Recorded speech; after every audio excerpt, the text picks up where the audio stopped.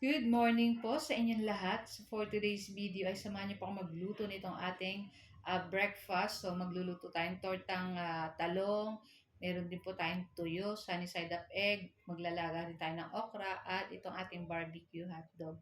So tara na guys at samahan niyo po ako magluto and enjoy watching po. Sana nga at nagpainit lang tayo nitong ating kawali at naglagay tayo ng mantika. Inot kong pigprito yung ating saging na saba. Ayan, pagkatapos natin maprito yung ating saging na saba, sinunod ka na to guys itong ating tortang talong. So hindi ko na guys pinakita yung pag ihaw ng ating talong at pag ano nitong ating itlog, binating itlog. Ayan. So alam niyo naman po yung paggawa ng tortang talong. Ayan. So lulutuin lang po natin yan ng side to side hanggang maluto yung kabilaanan nitong ating tortang talong.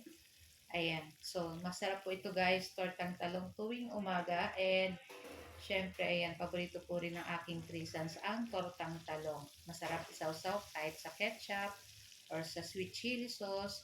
So yun na nga, at luto na rin to guys. So sa kabilang kawali, ayan, niluluto na natin dyan yung ating hot dogs. Ayan, pinakulaan ko lang yan ng konting tubig. Ayan, konti lang, as in konti. Tapos, pag wala ng tubig, ayan, nilagyan ko lang ng konting oil, nilagyan ko ng oyster sauce, konting sugar, ayan. So, parang lasa na siyang barbecue.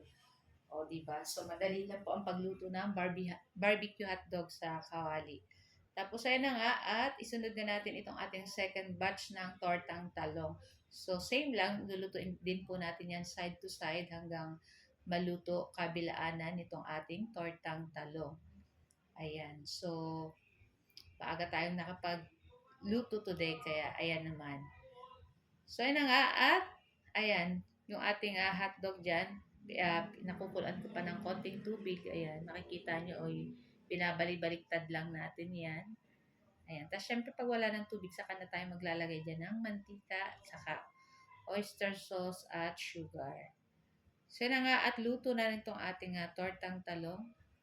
Ayan. So, anuhon po natin yung mantika. Kung may paper towel po kayo, ayan, i-ano nyo muna sa paper towel para hindi natin makain yung sobrang mantika. Para masipsip ng paper towel yung sobrang mantika dun sa ating tortang talong. So, ayan na nga, itong ating last. So, limang talong lang yung ating naluto. Malalaki naman po yung talong, kaya okay lang. Tapos, ayan, ito na yung ating last batch ng ating tortang talong at yung ating hot dogs din ay barbecue hot dogs, maluluto na rin naman po yan. So, hindi ko na lang guys na videohan. Ayan. So, ayan na po at ready na ang ating breakfast. Ayan na yung ating masarap na ulam. Syempre, yung tuyo, masarap po. Tapos, syempre, kayo na po ang bahala sa ating kape. So, guys, ayan, thank you for watching and sa next video. Ciao! Bye!